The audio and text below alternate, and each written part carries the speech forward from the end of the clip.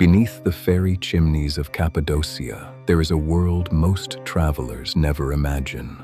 Above the ground, Cappadocia feels like a dream. Stone towers rise from the valleys, balloons float across the sunrise, ancient cave houses glow in the morning light. But Cappadocia's greatest mystery is not above the earth, it is below it. Hidden beneath the villages, roads, and fields, there is another Cappadocia, a darker one, a silent one, a world carved into the rock. And at the heart of that world is Derinkuyu, one of the most extraordinary underground cities ever discovered in Türkiye. The modern story of Derinkuyu begins in 1963.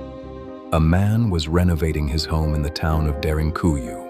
He broke through a wall in his basement, and behind that wall, he found a hidden room. But the room led to a tunnel. The tunnel led to another room, and that room opened into a maze descending deeper and deeper into the earth. What he had found was not a cellar, not a cave. It was a city beneath a city, a world hidden under Cappadocia for centuries. Derinkuyu was not built to be seen. It was built to disappear. Most ancient civilizations built upward. Pyramids reached toward the sky. Temples stood on hills. Palaces dominated the land. But Derinkuyu did the opposite. It went down, into darkness, into silence, into the earth itself. And it did not go underground for beauty. It went underground for survival. As you move through Derinkuyu, the passages become narrow and low. Some corridors force you to bend your body just to pass through. At first, this feels uncomfortable, but then you understand. This was design. A narrow tunnel slows down anyone who does not know the way. An outsider would hesitate. An invader would lose direction. A stranger would feel trapped. But the people who lived here knew the passages.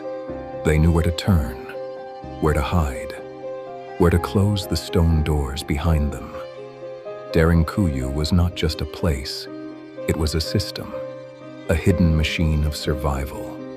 Inside this underground city were storage rooms, kitchens, wells, ventilation shafts, stables, churches, and chapels. This was not a place for one night of fear. It was prepared for something longer. Imagine a family entering these tunnels when danger appeared above ground. Maybe soldiers were coming. Maybe an attack was expected. Maybe being visible had become too dangerous. So they moved downward, into the rock, into the dark, into the only place where they could vanish. And once inside, life had to continue. Food had to be stored. Water had to be reached. Animals had to be kept alive. Children had to stay close to their families. People had to sleep, wait, listen, and pray. This is what makes Derinkuyu so powerful. It was not only a shelter. It was a way to keep a community alive when the surface world became unsafe. In later centuries, Cappadocia became important for Christian communities. This region was filled with carved churches, hidden chapels, and sacred spaces shaped into the rock. For people living through danger, the earth itself could become a shield, a place to hide, a place to gather, a place to pray in secret. So Derinkuyu may have protected more than bodies. It may have protected belief, memory, identity, a way of life. In the darkness, faith could continue. In silence, a community could survive. And then comes the question that still has no simple answer. Who first built this?